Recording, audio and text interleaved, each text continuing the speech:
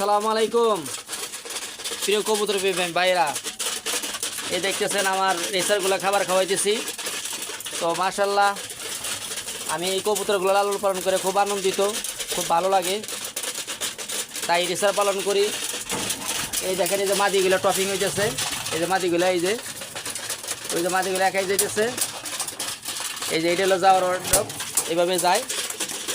তো ভাই খুব আনন্দ লাগে কবুতরগুলো লালন পালন করে।